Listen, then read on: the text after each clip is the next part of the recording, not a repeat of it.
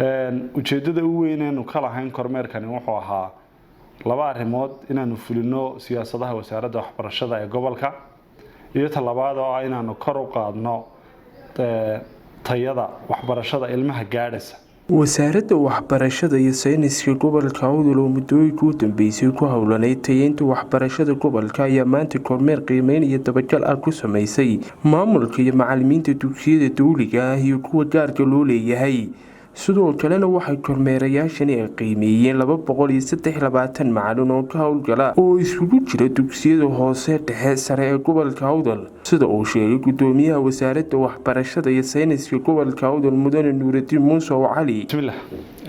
wasaaradda waxbarashada gobolka Awdal waxa ay kormeer noociisu yahay tayeynta waxbarashada ee gobolka Awdal ka wada sidii sanad dugsiyeedkan cusub laga soo bilaabo bishii 8aad wiigii labaad ilaa iyo maanta dugsiyada gobolka oo dhan. waxaan halkan kula wadaagnay qayb kamida kormeerkii oo runtii aanu degmada Boorama ka sameynay, laakiin magaalada banaankeedana sidaas leeg baan uga wadnaa.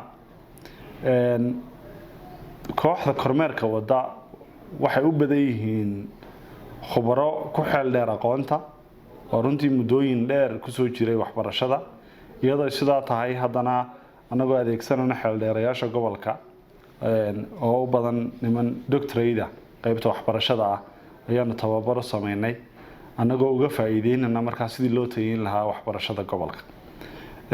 ujeedada ugu weyn ee kala hayn kormeerkani wuxuu ahaa laba arrimood inaanu fulino siyaasadaha wasaaradda waxbarashada ee gobolka iyo talabaad oo inaanu kor u qaadno tayada waxbarashada ilmaha gaadhaysa, taasi oo aan markaa ka eeganay dhinacyada kala duwan haday tahay deegaanka dugsiga oo waxa weeyaan bi'ada uu dugsigu ku dhex jiro, nadaafadiisii, inay ku filan yihiin fasalada isticmaalayaan, inay ku filan yihiin waxa weeyaan musqulaha ama suuliyada ay isticmaalayaan, sidoo kale dareyskii iyo manhajkii baa iyagana aanu dhinac barbadoodnay.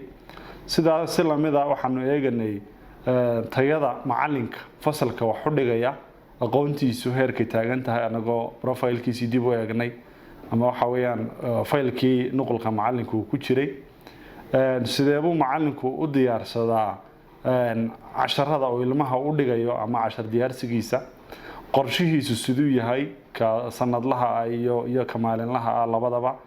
inahaasaan guud ahaan ka shaqeynanay. waxaan rajeynaynaa inaanu mashruucaasi sii socdo, ilmaha soo baxayana uu noqdo ilmo tayeysan oo runtii waxbarashada gaadhaysa ay waxa weeyaan ka turjunto aqoontii iyo juhdigii la geliyay ee heer gobol. dugsiyada aanu maranay guud ahaan way u dhamaayeen, dugsiyada haday kuwa dawliga tahay haday kuwa gaarka tahay magaalada gudaheega iyo banaankeega intaba umay kala harsaneen. waxaan aaminsanahay ilmuhu wasaaradda waxbarashadu inay mas'uul ka tahay ilmuhu meesha doonaba ha joogo, ama dawli ha joogo ama gaar ha joogo ama gudaha ama dibadda. wasaaradda waxbarashada ayaa ka mas'uula hawshaana insha Allah waa sii wadi doontaa.